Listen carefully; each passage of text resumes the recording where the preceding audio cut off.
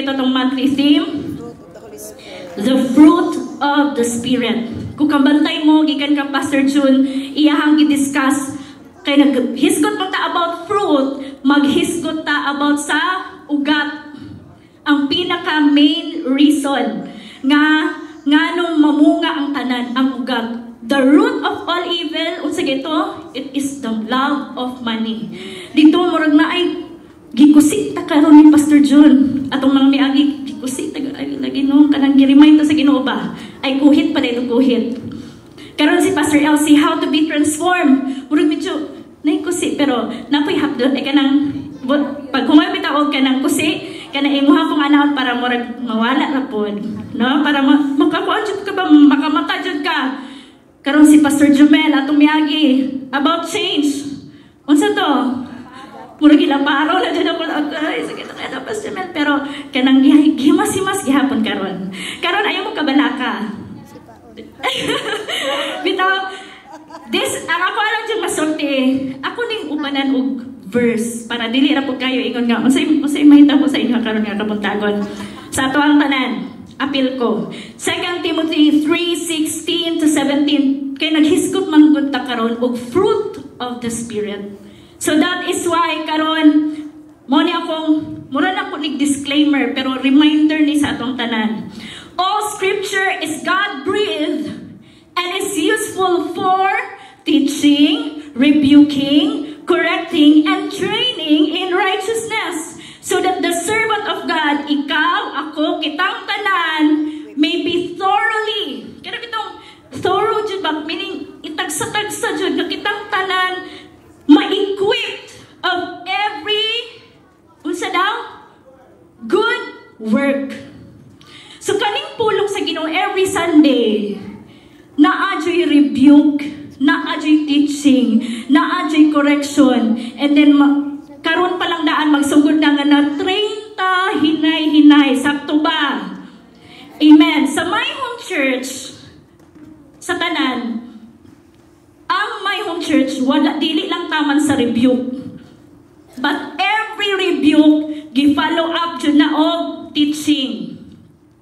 Again, pag naay rebuke ubalan og teaching. Like example, para mas mahibalaan sa tanan pas, unsa din ang kalahian sa rebuke o teaching nga murag parihas ra man siguro na. Example, mga tatatanan karon ha kay murag ang akong mahatag ra jud nga example ang pagkanta. Amen ba mga singers? Yeah, amen. Kitang tanan mga tata. So let's sing Be Magnified in 1, 2, 3.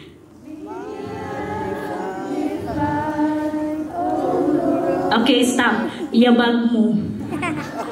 Maunay rebuke. Yabag mo. Tinuod, dili.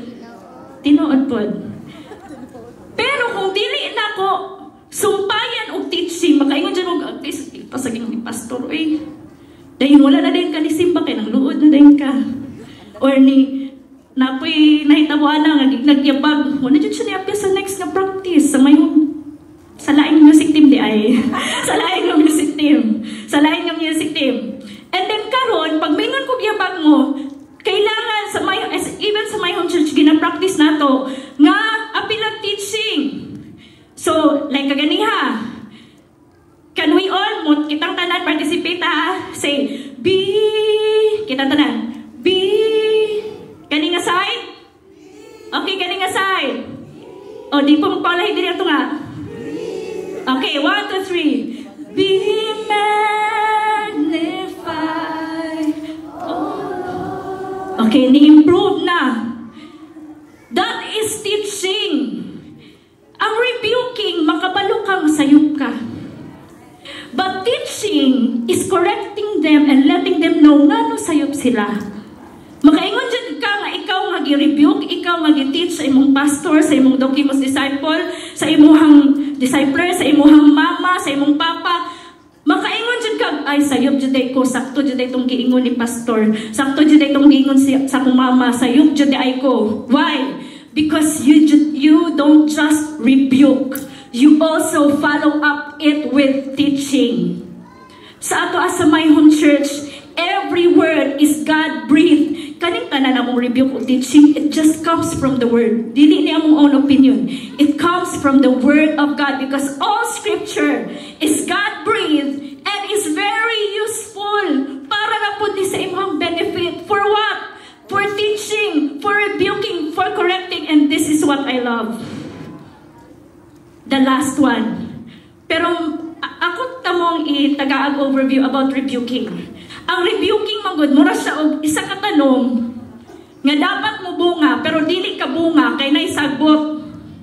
Mo nang kailangan nimo siya kuwaag sagbot, imo siyang putlan ang katong mga sanga nga dili na maka-benefit nga maoy makahinder nga mamunga ang usa ka punuan.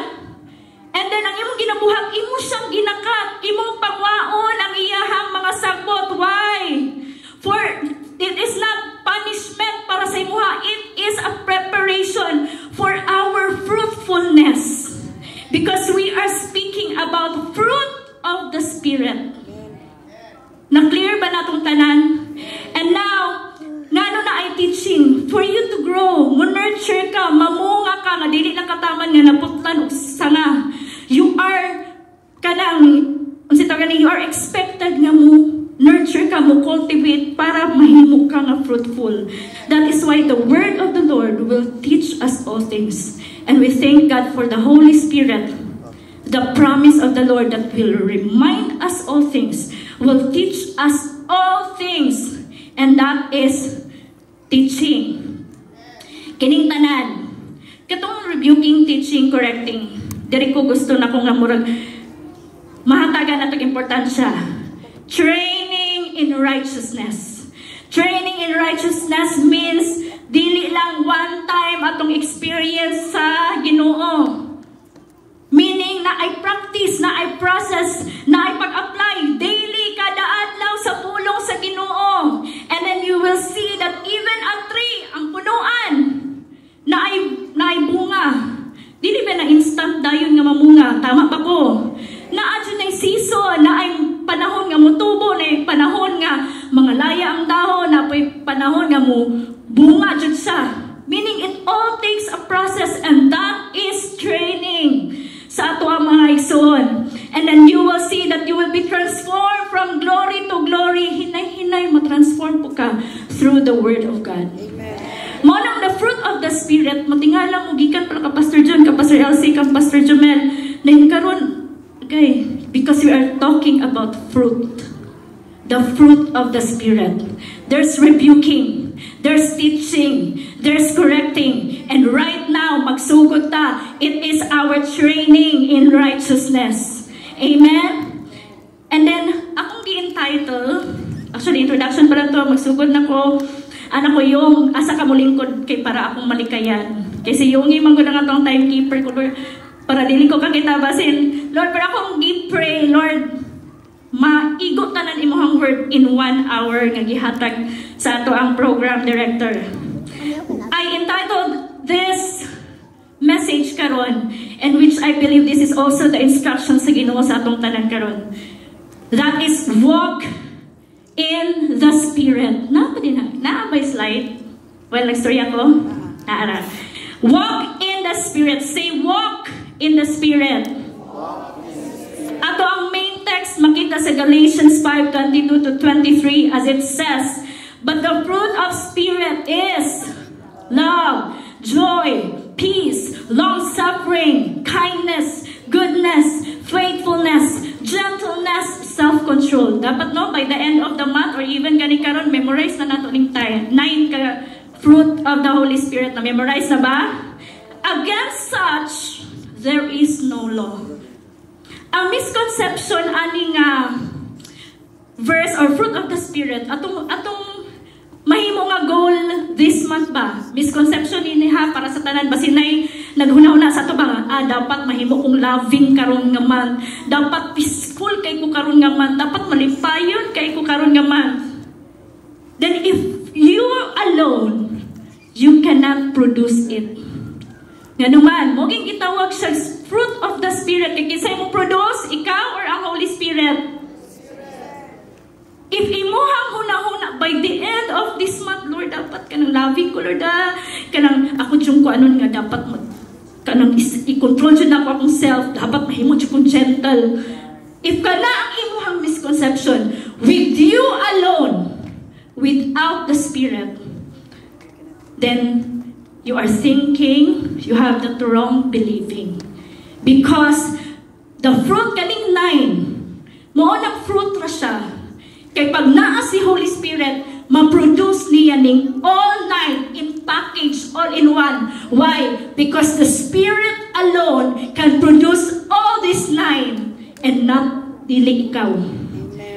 And then, kung man yung unsa nga verse 22. Pero ngano naghisgot man si Paul? Si Paul may gasulat aning Galatians. Ngano gahisgot si Paul about fruit of the Spirit? Mubalik ta sa verse 16. Inay instruction si Paul din he. I say then, walk in the Spirit, and you shall not fulfill the lust of the flesh. For the flesh lusts against the Spirit, and the Spirit against the flesh, and these are contrary. Magbangi dyan duwa. Flesh, Spirit, di dyan mag-uban. Opposite with one another. Contrary to one another. Meaning, flesh versus Spirit. So that you do not do the things that you wish or you want. But if you are led by the Spirit, you are not under the law. Gibalik ka ganiha. First, against such there is no law. Karon na pod, you are not under the law. Karon, makayon ka ba nga? Pas ka ng, sige na mo kanong anang flesh, pero unsa jud day ng flesh? Mao ba na kaning akong unod? Kaning ako ang body? Kaning mata, kaning ako ang dalunggan, mao ba ni ang flesh, pastor? Or mao ba na akong soul, nga kanang akong emotion, akong feelings, akong mind ug will, mao ba na ang flesh nga pasabot din ha? But kung akong hunahunahon, ang physical body ug ang soul, i-sanctify ni sa Ginoo. Uban ang spirit na-sanctify naman. Si soul, imuhang mind, imuhang will, imuhang emotion, malipayon ka, mag-uulang mo ka, mabalaka ka, naakay paglaom, then karon na pod, masakitan ka, naakay desisyon, ugma, ingon ani, unsa akong suoton karon, mag-dress ba ko, mag-pants ba ko, asa ka ko mulingkod, kana tanan, soul na. Pas mo ko ba na ipasabot sa flesh? But if you're going to see that, kay naay misconception, kay naingon, your spirit is willing and your body is weak. Pero ang body din in the original Greek, dili na atong physical body. Unsa ang flesh sa Greek word means sarx. Say sarx. Mo na Greek word sa flesh. Unsa daw ang flesh? It is not your soul. It is not your physical body. Kaya i-sanctify na sa Ginoo. Unsaon nga ang spirit na sanctify niya, i-sanctify din sa Ginoo niya, magbangi di ay. Mag-opposite din sila. No, it's not your soul, it's not your body. Kaning body, soul, and spirit i-sanctify ni tulo sa Ginoo. And flesh means your sinful nature. Your sinful nature inherited ni Adan. Katong panahon nga wala pa kay Holy Spirit, flesh pa na. Kasi pasabot ako, katong panahon nga wala pa nimo gidawat si Hesus Kristo, naa pa ka sa imuhang flesh. That means, nga kung naa na ka, believe na ka ni Jesus Christ as your Lord and Savior, automatically, the Holy Spirit is in you. And do you believe in Jesus Christ? That means you have the Holy Spirit and you are no longer in your flesh. Wala na ka atay mong sinful nature. Wala na ka atong nature ni Adam. Why? Because right now, you are redeemed by the blood and you are born again. Munang na born again ka in the Spirit. Munang gitawag tag born again Christian pero dili na religion. That is our experience sa Ginoo nga we are born again in the Spirit. Meaning, naana ang Holy Spirit sa atoa. And then you see that flesh is the sinful nature. In Galatians 5:17, kung nakita ninyo, nagdagan rata sa chapter 5 sa Galatians. O sa ingon, for the flesh desires what is contrary to the Spirit, and the Spirit what is contrary to the flesh, meaning opposite yun sila. They are conflict. with each other so that you are not to do whatever you want. Kaya nga naman, ang law, ang sin, ang flesh, unsay iyang i-produce. Let's see verse 19. Verse 19. Now the works of the flesh, katong panahon nga, mauning evident labaw nagwala kay Holy Spirit ug wala ka naglakaw sa Holy Spirit. Unsa daw? Now the work of the flesh are evident, which are adultery, fornication, uncleanness, lewdness, idolatry, sorcery, hatred, contentions, jealousies, outbursts of wrath, selfish ambitions, dissensions, heresies, envy, murders, drunkenness, revelries, and the like. Mura po ko garap, no, kay paspas kayo.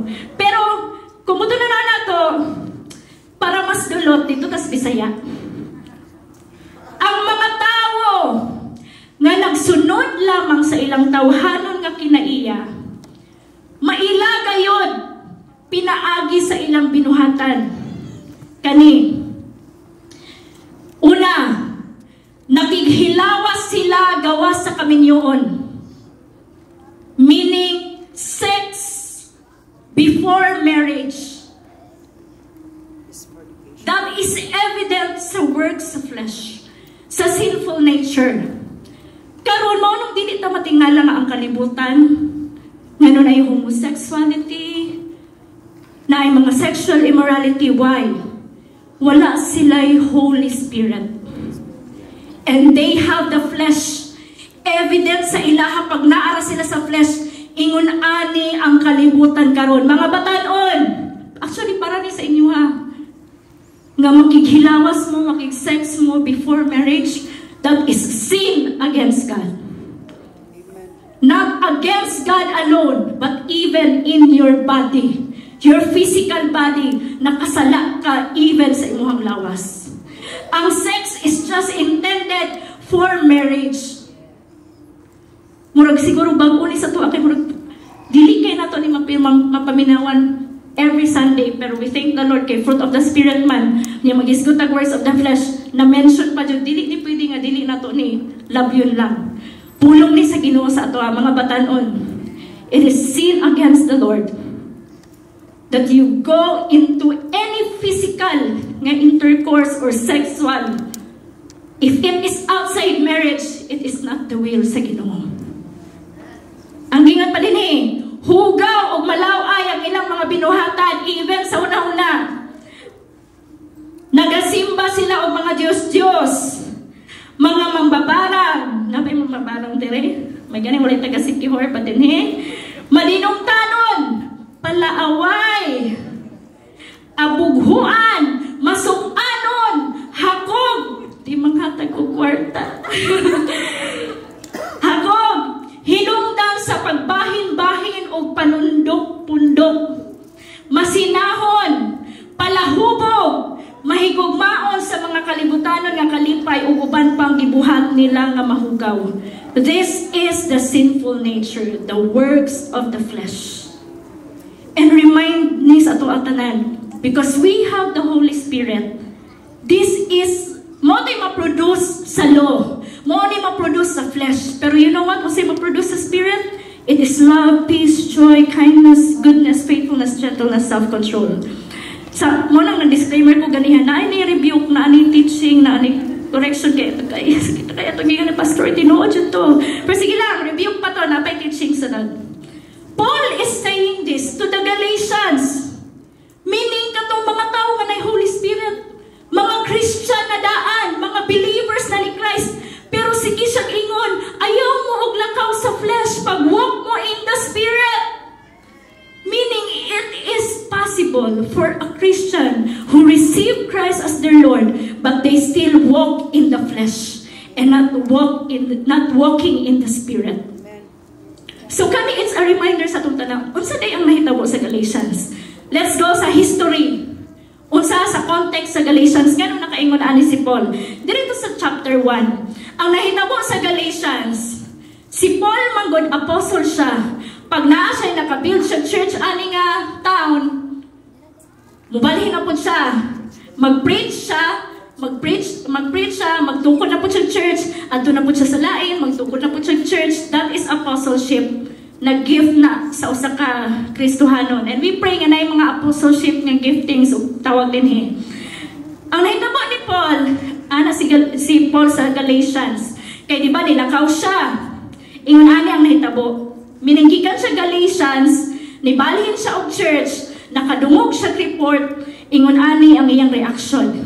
Galatians chapter 1 verse 6 to 7, it says, I am shocked. Usay Bisaya sa shock?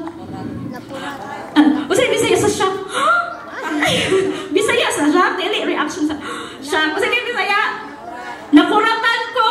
Or nakuyawan, natingala ko that you are turning away so soon from God who called you to Himself through the loving mercy of Christ. You are turning to a different gospel.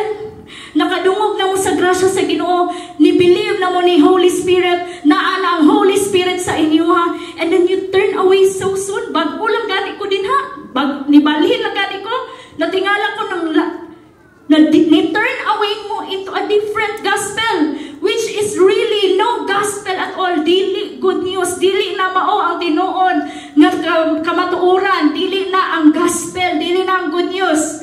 You are being fooled, meaning nauwat ka mo by those who deliberately twist the truth concerning Christ. Pag dili gani si Jesus Christ, that is a perverted gospel. Meaning, dili na tinuod nga gospel, dili na tinuod nga scripture or pulong sa Ginoo pag wala si Kristo. Ang nahitabo sa Galatians, ni-believe na sila ni Jesus Christ, o karon naamay ni abot, ibalik na po sila sa ilahang kaugalingon.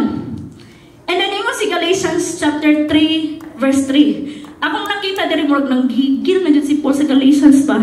Ano siya? Verse 3. Are you so foolish? Having begun in the Spirit, nagsugod mo sa balaang Espiritu, and then inyuhang gitiwasan, you are now being made perfect by your flesh, by your sinful nature, kato imong old self, kato imong karaan, naluwas na ka, na anak kay Spirit, na Holy Spirit sa imo niya, ang Holy Spirit, dili siya, okay ka karon, na ang Holy Spirit nimo, pag dili ka okay, muhawa ang Holy Spirit, no. The promise of the Lord, because as you believe Jesus Christ as your Lord and Savior, automatically your spirit is sanctified. Meaning, justified, you are forgiven, you are already saved. Karon ang question, ang battle din is actually duhara. Either, nidawat mo ni Kristo, muwalk ba mo in the flesh, or muwalk mo in the Spirit. And here, amo ni ang problem sa Galatians. They are saved by grace, through faith, not by works, so that no one can boast. Pero they are trying to grow themselves back to the law. They are born in the Spirit, but try to be perfected. Gitiwasan nila, pinaagi sa imong kagalingon, ako gihapon. Actually, ang Galatians, mura po kita. Unay tinuod. Nakabalo na ka sa kamatuoran, pero atong huna-huna, mura gihapog pang kalibutanon. Gamay lang,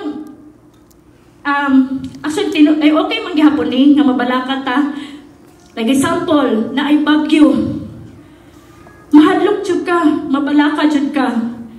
Pero ang imong reaction ba? Usay imong response? Mas dako ang ato ang Ginoo. Usay makalimot na ta ba? Napuno na kagbalaka, napuno na pagkahadlok, nakalimot na kag Ginoo. Nakalimot na kag Holy Spirit. Wala na yung Holy Spirit karon maningkamot ako sa kagalingon. Ingon ana ang nahitabo sa Galatians. They know the truth, but they still live in their own. Sama nato, God will provide all your needs according to your riches in glory. Tagaan ka og kaalam sa Ginoo nga mangita kag trabaho, ma-promote ka, tagaan kag pabor sa Ginoo. Sa imong negosyo, tagaan pa jud kag pabor nga daghan ang mga clients nimo. Pero ikaw, imong dependence dili sa Ginoo, sa imong kaugalingong paningkamot, usahay. And I pray nga usahay lang, pero mubalik gihapon ta sa Ginoo. And as you have seen, this is actually, maghatag kong mga examples, nga nakaingon ko nga, sometimes we are like Galatians. Even si Paul nag-remind siya sa ato karon.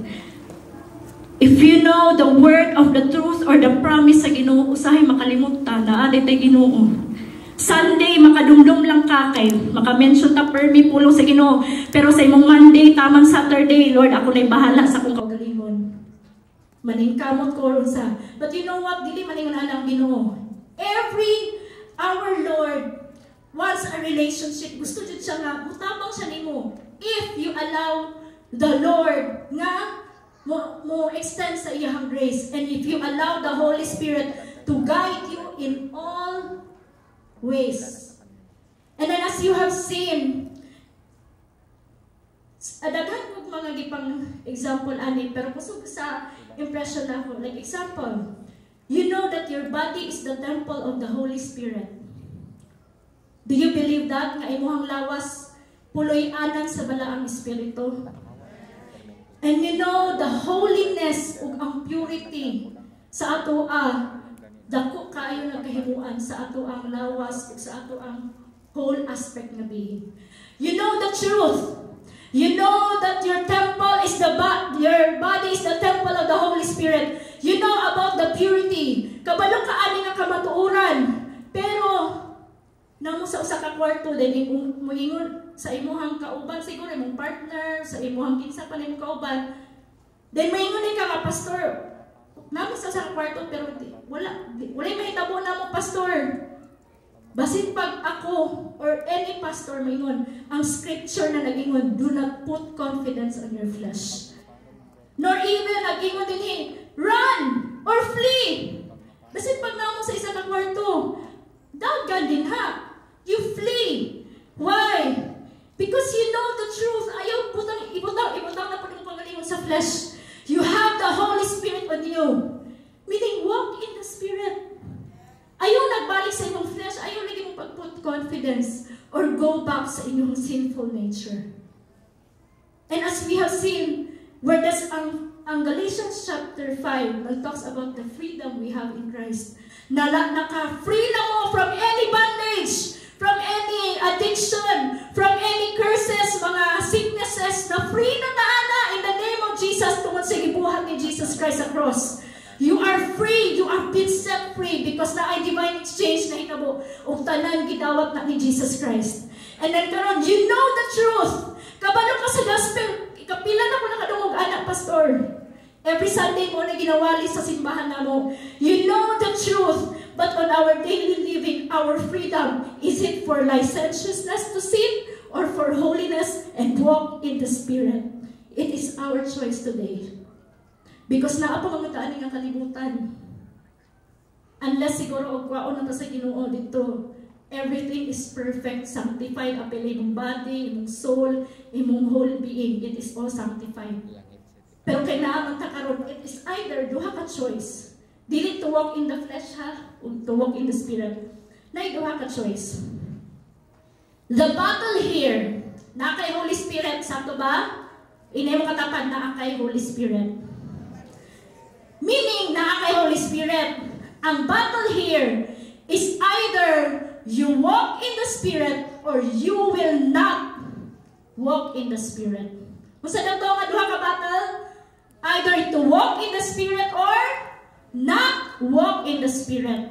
Dili, ang battle mo siguro dili pas kay either mo walk ba ko in the Spirit or mo walk in the flesh. No. Ang battle here is mo walk ba ka in the Spirit or dili ka mo walk in the Spirit. Basta ako naminaw ko sa pulong, nakabalo ko sa kamutuoran, dito lang ko taman. Then ako na ibahala sa kagalingon. The choice now is to walk in the Spirit or not. Why? Kung sa ligingon sa Roma, ay dili, katong kaganiha sa Romans 5:16, palihog raw kong hidya, 5:16 to 18. I say then, walk in Spirit,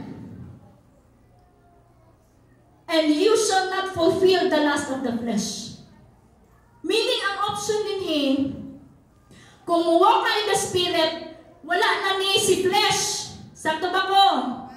Pero kung dili ka mo walk in the Spirit, mo fulfill jud ni si flesh. Mo gratify jud ni si flesh. Kaning tanan imuhang gipang feed sa imong kagalingon, per may mga bati, negative ug uban pa, mao jud ni mo fulfill, mo take over. Why? Because you did not walk in the Spirit. The choice here is you walk in the Spirit or not. Dili naman ka makawalk diri kay why? The law is already mo na gipakamatyan sa bagong term. Jesus has already died uban ang imuhang sinful nature. Mo na ganing raised ka from the dead, mo na born again ka, meaning wala na dyan na sila. It is either you to imuhang choice lang karon. Wala naman ni sila home actually sa imuha. But if dili ka mo walk in the Spirit, mo fulfill dyan ni, mo gratify dyan ni si flesh. Pero luwas ka, ang ginuray na kabalo. But mali akong assurance sa tanan. If you have the Holy Spirit, you are saved. If nidawat ka ni Kristo, saved ka. Pero maglakaw ka ani nga kalibutan, it's either mo face ka consequence, maglisod ka, ma-frustrate ka, naningkamot ka sa imong kagalingon, nga na may Holy Spirit nga mutabang nimo, na I love, na I joy, na I peace, diri ka sa about unsa to dito, hate, unsa to mga Bisaya dito, nga permi mag-away, uguban pa. As we will see, we only have two choices here, to walk in the Spirit or not. Para mas ma-expand pa nako, what happens when someone does not walk in the Spirit? Kung sa'yo mahitabo sa usa ka believer ni Christ, sa usa ka Kristohanon, kung dili siya mo walk in the Spirit, what it says in Romans 8:5-6, it says, "For those who live according to the flesh set their minds on the things of the flesh. But those who live according to the Spirit, the things of the Spirit. For to be carnally minded is death, but to be spiritually minded is life and peace." Sa tanang nagdokimos disciple din nga journey, na-discuss namo ni sa book 3 sa decide na stage. Amot og nakaagi na ba mo ani? Possible sa inyo ang uban nakabalo na ani, pero ako mga kadokimos kabalo ani. There are 3 types of people mentioned in Romans 8 ug na-supported ko na sa 1 Corinthians chapter 2. There are 3 types of people katong na picture. The first one is natural man. Ikaduha, carnal Christian. Ay ikatulo, spirit-filled Christian. Nada ko na itulong ka type sa tao. Pero naman ito itulong po. Katong Jew, Greek, or Gentile, and then the church, the body of Christ. Samanta to sa Ginoo. Pero sa ato ba? Sa ato ang daily life, daily living. There are 3 types of people. Natural man. Si Jesus nasa gawas. Dahil ang si self, ikaw ang nag-drive. That is natural man. O sa'yo pasabot sa natural man, a person without the Holy Spirit or wala ni believe ni Jesus Christ. Naa siya gawas sa sakyanan, naa siya sa gawas. Someone who lives only by flesh in sinful nature. Meaning, katong na-inherit niya kang Adam, siya control sa iyang kinabuhi, wala siya Jesus, wala tanan. Kaning a person, he or she cannot understand spiritual truth. Ngayon naman, wala may Holy Spirit niya, dili siya kabalo sa kamatuoran. Nag-base lang siya sa what feels good. Kani kay nindot ni, yun ana lang iyang choices. Guided by culture or human logic. Amo, may trending karon, sige, go, taan ni karon. Pero wala na sila kabalo sa spiritual life or anything na truth because they are still in their flesh. Walay Holy Spirit, walay Jesus, all by flesh. Munang sila ika-drive. Na ikaduha, nag-mention also sa Romans 8:5. Sa ito yung nga, to be carnally minded is death, but to be spiritually minded is life and peace. Na ikaduha, saan yung tawag? Carnal Christian. A person without Holy Spirit. A believer who is saved. Na Holy Spirit, wala. Na sa sulod si Jesus sa iyahang kinabuhi, wala.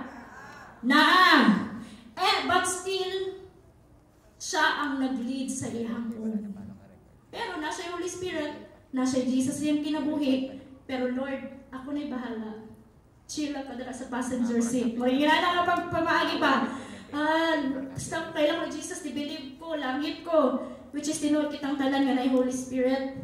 We are saved. Atong home, langit yun tang tanan. Mo lang imong katapad, kung ni-believe na siya ni Jesus Christ, magkita yun ta sure sa langit. Amen? Pero the only one nga mo judge kinsay langit na to, dinhi or dili, ang Ginoo ra pod. No kay dili man ko makaingon kay utro pud ko nga giluwas ra pod ko. Ang carnal Christian, they have the Holy Spirit, but the flesh, ilang sinful nature is still leading. Kung sa akong ganahan about sa akong feelings, mo ni trending karon go, say uso karon sa world, sige go. Or imong kaugalingon maningkamot ko in your own effort, puro ikaw because you are leading in your own. Pero na kay Jesus. A Christian who sees Jesus as their Savior, nga giluwas mo sa inyong mga sala, but not fully Lord in their life. Jesus nga Savior nga nagluwas sa imong mga sala, and then karon dili na ka impyerno, langit na ka sa imong salvation, luwas na ka. Savior ang imong paglantaw ni Jesus Christ. Pero Lord, nga naa kay relationship sa imuhang Ginoo, kan Jesus naa kay relationship, imong pagkita ba ni Jesus nga Lord, ikaw ang moting full control, wala na sa usa ka carnal nga Christian. And then as you have seen, siguro maghatag og example ani dinhi. They only live on their feelings and not on faith. They know what is right, the truth, but they struggle to obey. Dili nila priority ang Ginoo sa ilang kinabuhi.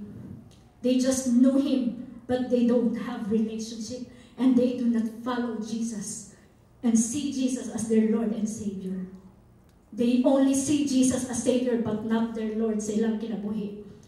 Imagine, example lang ha, sa mga tao nga, sa isa ka week, 168 hours. And then, ang service sa my home church, pila ka oras?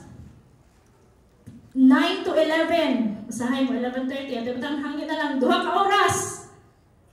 168 hours in a week. 2 lang ka oras. Usahay, lisod kayo na ito na ihatag. Maglisod pataghatag. Actually, akong gi-convert, pila ka percentage na 1.012, something. Meaning 1% lang. Maglisod pa dyan ta. Pero ka-provide ang Ginoo sa imong matag adlaw in 168 hours in a week. Grabe ang provide sa Ginoo. Grabe ang protection sa Ginoo sa imuha. Grabe ang pag-deliver sa Ginoo, paghatag og pabor. Pero sa 1%, usay makalimot pa taon. Hatag anak na oras para sa Ginoo. Pero sa ato, wala ko naingon ha, 1% ra jud po. Kay everyday, let's pray. Maminaw na permi sa kulang sa Ginoo, kay ang even 1% lang, kulang na dyan kayo na sa 168 hours, no 1% lang ka makapaminaw sa pulong sa Ginoo. Every day, listen, feed sa word sa Ginoo. And then as we have seen, even the carnal Christian, ganahan ka itong example ba nga mas unahon pa dyan na tusahay ang labunon, ang pagpangitag bugas, mo dyan mo na itinuhod kaysa pag-atuog simbahan. Kung kada lang gani maglisod ta, how much more kung ikaw ay isa sa imong balay? Kanang mag-ampo ka ba? Maminaw ka sa pulong sa Ginoo. O guban pa, mas daghan patag panahon anang naa sa kalibutan kaysa sa panahon sa Ginoo. Pero wala ko nag-ingon nga sa church na katubagan. Ingunanin mo nang mahitabo pag mag-fellowship ta. There is power in fellowship. Example, akong pagtuo. Pagtuon niya ni, pagtuon ni mo, pagtuon ni mo, pagtuon ni mo. Kitang tanan pa nagtapok, punong nagpagtuo.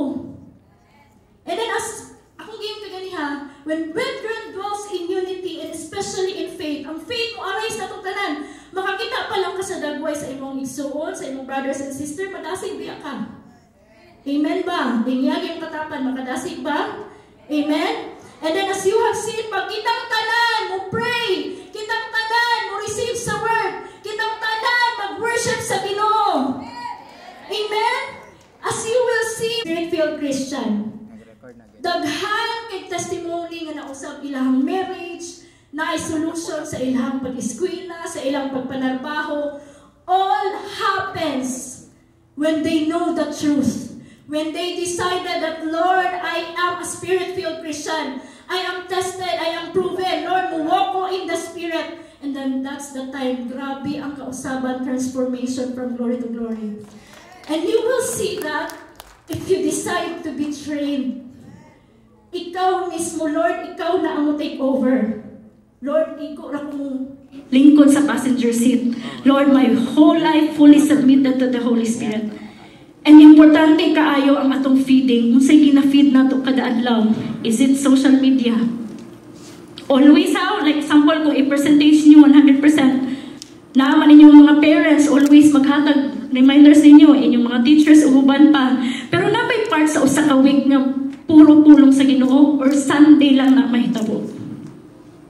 It is a reminder for us because in Romans 8:5-6, balik ta. Romans 8:5-6, for those who live according to the flesh, set their, unsa daw? Romans 8:5-6, unsa gingon? For those who live according to the flesh, set their minds on things of the flesh. Importante ka imong mind. Unsay imong gina-feed sa imong kagalingon? Unsay permi naa sa imong utok? Unsay imong gina-permi gihuna-huna? It is very important kung sa imong giset sa imong mind. And then as you have seen, kung sa mga people po nga environment na aka, it's very important. And then in Romans 12 verse 2, ang ingon sa Romans 12:2, mag-open na lang nag-Bible kay wala pa ba ang media gihapon. Do not conform to the pattern of this world, but be transformed by the renewing of your mind. Meaning, ang ato aning pag-live in a Christian, tanan magdagan sa mind. Kung you have the Holy Spirit, pero ang battle tanan na sa mind. Kumuwag ba ko in the Spirit, or dili kumuwag in the Spirit, mo-gratify ang lust of the flesh, ang sinful nature. And then, kung ang gingon sa Romans 12 verse 2, ayaw mo conform sa pattern ani nga world, meaning usay trending, usay na ako'y nadunggan niya.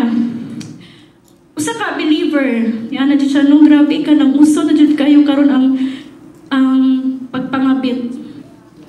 It's very expected siya. Yan naman, they are in the flesh. Ang kalibutan, naa sila sa flesh. Walang uso sa ilang, kung uso magani na, tinuod na. Pero kita nga na ay Holy Spirit, dili na uso. Kita nga na ay Jesus Christ, it is not intended. Mao naging always gi-remind ni Paul, do not conform sa pattern of this world. You are set apart, you are holy. Kung unsay naa sa world, dili na ikaw. They are in the flesh, they are in the sinful nature. But you have the Holy Spirit. And ang gingon din be transformed by the renewing of your mind. Repentance always sa imong mind. Mao nang pinaka-importante. Unsay naa sa imong mind karon? Is it the Word of God? Is it about pagpaminaw or pag-obey sa instruction sa Holy Spirit? Then you will be able to test and approve what the will of God is. Ang test ug approve dira is dokimos.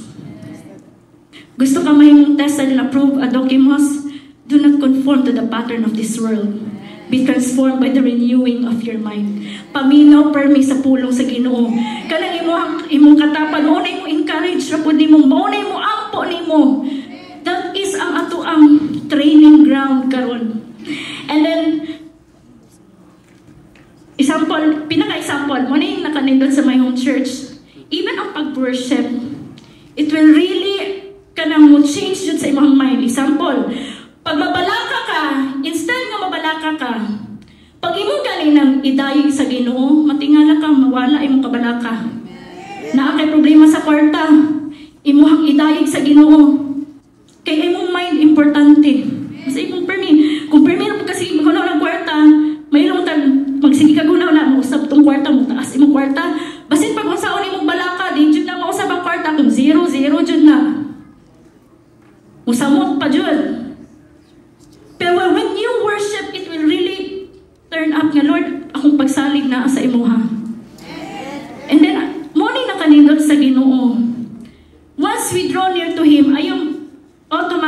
God will draw near to you. Automatic ka, without no condition. Mo lang, when you ask, ang gingon pa dyan sa James, dili mo, walay shadow of doubt ang Ginoo. Because you ask and you believe it by faith, you will receive and you will have it. And then karon, once you worship, mahimo na ito ring lifestyle every day.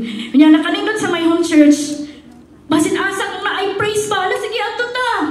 Na-I praise festival natuan ito ang my home church. Na-I pasalamat festival apil mo ng my home church. Karon na po Jesus Reigns, mapil gihapon ta. Na-I usap pa ganito, youth ignite, nangapil gihapon ta nga naman, lahi ra dyan pag magkahiusa ta, magdaing, maminaw sa pulong sa Ginoo. Amen? And then, of course, pag na-I my home music, support our own, hindi worship ta, my home music, Bisaya ang mga songs, original song composition. And with that, ma-release na siya this Vision Sunday sa January 11. And atong Vision Sunday, advance announcement, January 11, that is second Sunday of the year 2026. So mag-ready ta ana, and other details, mahatag na nato na sa ato ang page. Karon, kanang 5 minutes naman lang jud ko. Today's message is not about the flesh. No, gusto na ko i-set sa inyong mind ba? Our focus, kung unsa ang gibuhat ni Jesus Christ sa imo. God redeems you from the flesh, from the sinful nature. And then ikaw, balik ra gihapon ka dinhi. The flesh, the law, the sin has no power over you. Because ang grace of God ni take over. Meaning ang grasya sa Ginoo, angayan baka, kung buton na hindi jud ta angayan. Pero gihatag na grasya ra pud sa Ginoo. If nagsugod na grasya, gidawat na to ang si Jesus Christ, pinaagi sa grasya. Mula ta pinaagi ra pud sa grasya sa Ginoo. Muulit ta sa Ginoo, grasya ra gihapon. Ayaw atong mindset ba dili naluwas na grasya sa Ginoo. Ako na bahala sa akong kinabuhi. Dayon, tan-aw na lang akong malangit ma-coordinate. No, nag-start ka grace. Nag-start ka sa finished work ni Jesus Christ. Sa finished work ni Jesus Christ, mauna imuhang starting post. Dira ka, mula ka, tanan, always kang Jesus Christ. Tanan, pero may grasya sa Ginoo. Tanan, nagauban ang Holy Spirit nimo. Tanan, it is all by faith. Why? Because we are talking about the fruit of the Spirit. Ayaw mong kabalang ka sa fruit. The fruit will produces its own once you walk in the Spirit. Kabantay mo, verse 16 to, kaganiha, verse 16 to, usa gito? 16 to 18 talks about walk in the Spirit. Galatians chapter 5, verse 16 to 18, walk in the Spirit. Verse 19 to 21, works of the flesh. Usa sa 21, 22 to 23, were fruit of the Spirit. And then the last one, Galatians 5, 24 to 25. Meaning, gisugdan ni Paul sa verse 16, walk in the Spirit. Gisugdan niya work of the flesh. Niya din sa fruit of the Spirit. And then yung last, usa yung instruction. And those who are Christ have crucified the flesh with its passion and desire. If we live in the Spirit, let us also walk in the sa flesh. No, in the Spirit. Kung naakay ng Holy Spirit sa imuha, lakaw in the Holy Spirit. E nga naman, the Spirit will produce its fruit, the 9 fruit. Amen. Yeah. And then diri ko sa last, actually daghan pa, pero dito ko sa last katong daghang mga verses of scripture. Wala nagkulang ang Ginoo nga nag-remind sa ato to walk in the Spirit. It is very important. In 2 Corinthians 5:15, and He died for all, that those who live should live no longer for themselves, but for Jesus, who died for them and rose again. In Colossians 3:17, in whatever you do, sa tanan nimong buhaton, ayaw sa imong kaugalingon, do it all in the name of our Lord Jesus, giving thanks to God, to the Father through Him. Ang Romans 8:1, ingon, therefore there is now no condemnation to those who are in Christ Jesus,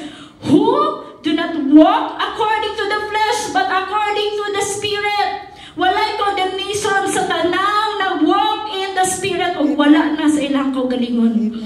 Ang gingon pa din sa Galatians 5:25, if we live in the Spirit, let us also walk in the Spirit. Kung nagluwas na ka sa Ginoo, i-allow ang Ginoo mamuhat sa imong kadaalaw nga kinabuhi. If naluwas ka sa grasya sa Ginoo, tanan nimong buhaton, grasya ra gyapon sa Ginoo. And in Galatians 2:20 it says, this is our main text for the whole year. Kasi nakalimutan, Dokimos Life atong year theme karon. Atong main text, Galatians 2:20. It says, I have been crucified with Christ.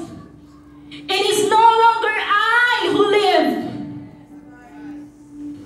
but it is Christ who lives in me. And the life which I now live in the flesh, I live by the faith of the Son of God, meaning wala na gahom ang flesh, because I live by faith in the Son of God, who loved me and gave Himself for me. Wow, this is so good, that it is no longer you who live, but it is Christ. Nag-live na sa imo. It is the Holy Spirit. O sa ibuhat sa Holy Spirit ison. In John 16 and John 14 it says, ang Holy Spirit ang mugayad sa ato ay always. Kadamdam ta sa atong statement of faith, we believe the Holy Spirit is our comforter. Nga nasa John 14, He guides us in all areas of our lives. Meaning ang nag-guide sa imo, ayaw na pag-guide sa imong kagalingon. Kay either mulito ka to frustration, magmahay ra ka, uguban pa. Pero this time, i-try ganin ninyo. Dili i-try, mag-desisyon dyan ta karon. Lord, let the Spirit guide me in all ways. Kanang itong, the Holy Spirit is our comforter. He is our, He guides us in all areas of our lives, meaning financial, physical, unsa pala, social, mental, emotional. Allow the Spirit to guide in all aspects sa imong kinabuhi. Love life, Lord, sa laba or dili. Lord, akong pamilya, Lord, akong trabaho, Lord, akong piskila. Allow the Spirit to guide you in all areas of your lives. You ask the Holy Spirit. Ang Holy Spirit, bitaw, naroon sa passenger seat. Ikaw rin drive dito. But if you allow the Spirit, you allow that you will walk in the Spirit, He will guide you in all areas of your lives. Na ay wisdom dira. And then ang ingon pa din sa John 14. So to guys, as in all areas of our lives, He also blesses us with spiritual gifts and empowers us to yield. Meaning makaproduce yung tag-holy fruits of the Spirit. Ayun na magkabalang ka sa fruit. Nga no, dili lang ikaw ang mag-produce. Si Spirit ang mag-produce, dili ikaw. Kaya wala mo siya gingon of Jemima's fruit. The fruit of Jemima. Wala. Ngayon, the fruit of the Spirit. Just walk in the Spirit and you will produce the fruit of the Spirit. Amen? And lastly, ang yun din He who loved me and gave Himself for me. Do not let nga ang crucifixion ni Christ, ang death o resurrection ni Christ, nga walay bili. If you acknowledge the grace of God, acknowledge the grace of God every day sa imong kinabuhi. Decide now. Actually karon, kani atong gihisgutan, naman i-rebuke na i-teaching. Pero mag-decide ta karon nga magpa-train ta. Training in righteousness. Unsa tong gikan kaganihan? The word of the Lord is God-breathed for correction, for rebuking, for teaching. Ayun lang tama nito, napay training. Meaning ang training dili lang siya one time, it's all a process. Meaning karon pagka Monday, pagka Tuesday, walk in the Spirit. Tuesday, walk in the Spirit. Wednesday, salig sa Ginoo. Thursday, pagbuhat, pinaagi sa grasya sa Ginoo. It's all by the grace of the Lord. Ayaw mo kalimutan na. This is a reminder for us today. Let us choose every day the Word of God. Sa itong gingon, the things that are flesh, nga nag-live sa flesh, tungod sa ilang mindset, nga puro flesh. Meaning, wrong believing will lead you to wrong living. puro grasya, puro pulong sa Ginoo, puro encouragement sa inyong igsuon, puro pag-ampo. And then you will live in the Spirit, you will live in the grace of God, and you will live for Christ. Matingala na ka, wala na kagahuna-hunaan ng mga hubog-hubog, mga sa patong ganihan, gingon dito, mag-away, or katong mga laway, magbahin-bahin, katong kitang gingon dito nga, ikaw ang rason nga magbahin-bahin ang tanan. Kung grabe po to, works of the flesh na ito. Meaning, pag naagani ka, gupot na yung tanan, grabe na dyan po. Because that is our flesh. But once we walk in the Spirit, na ay kindness, na ay love, na ay peace, na ay joy.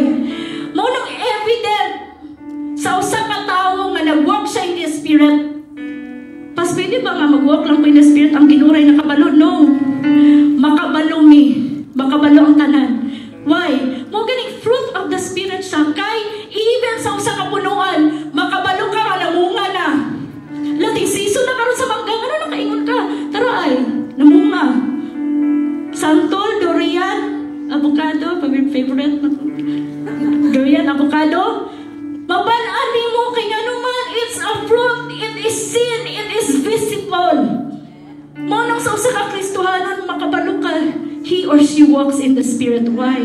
Magmanifest sa iyahang loving siya, kindness, long-suffering, patience. Sa una, grabe kayo ka. Usay mong gawa sa imong utok, intrusive thoughts, gawa sa imong baba. Pero karon na natay, gentleness, self-control. Tungod ba imuhang sa kagalingan? No. Because you just walk in the Spirit, and the Spirit produce its fruit. And this is a reminder for us, my own church. Let us choose today. Ayun na, pagsuot 2026 na, Lord, maglipay sa ayun na. Today is the day of salvation. Kung daghan man kayo kung ipang-mention kaganihang maraglain, man kayo tumilan, man kayo kung na-experience, maganda ninyo to karon. Ayun na mo paghunahuna because that has been crucified in Christ. You are dead to the law and now you are married to Christ. You are now walking in the Spirit. Now let us decide karon, mag-decide ta, hindi mo katapat mag-decide ta karon. Let us walk in the Spirit.